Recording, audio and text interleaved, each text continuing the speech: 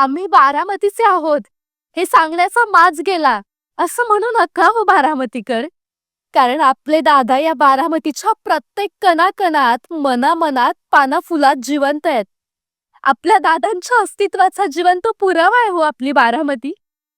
ही भूमी संघर्षानं घडलेली, नेतृत्व घडवणारी, ही भूमी धैर्य, शिस्त आणि दादाच्या ठामपणाची शिकवण देणारी आहे.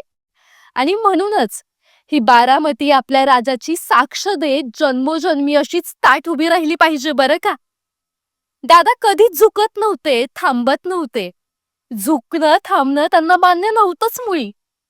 दादांचा जीव म्हणजे आपली बारामती आणि तो जीव आपण जपलाच पाहिजे.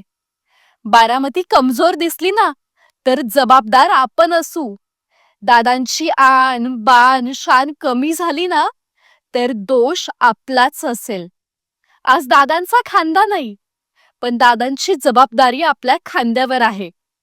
त्यामुळे आपण कधीच कुठेच कमी पडणार नाही ही शपथ घ्या. अहो राजकारण म्हणजे काय हे उभ्या जगाला आपलं बारामतीनं शिकवलं. पण जर आपणच दादांच्या आठवणी आणि विचार पुसले ना तर लक्षात ठेवा, उद्या आपलंच राजकारण व्हायला वेळ लागणार नाही. उद्या आपल्याच अस्तित्वाचा प्रश्न उभा राहील. आज दादा आपल्याला प्रश्न विचारतायत, माझी बारामती जपली जाणार का? त्यामुळे उठा बारामतीकरांनो, आता कणखर व्हा. दादांच्या विचारधारेवर आपली बारामती चालवा, जपा, सांभाळा. आपल्या दादाला आवडते ना हो, अगदी तशीच स्वच्छ, सुंदर, हरीत ठेवा. दादांचा श्वास आपल्या हृदयात धडधडतोय हो, आणि म्हणून आपण अजून जिवंत आहोत.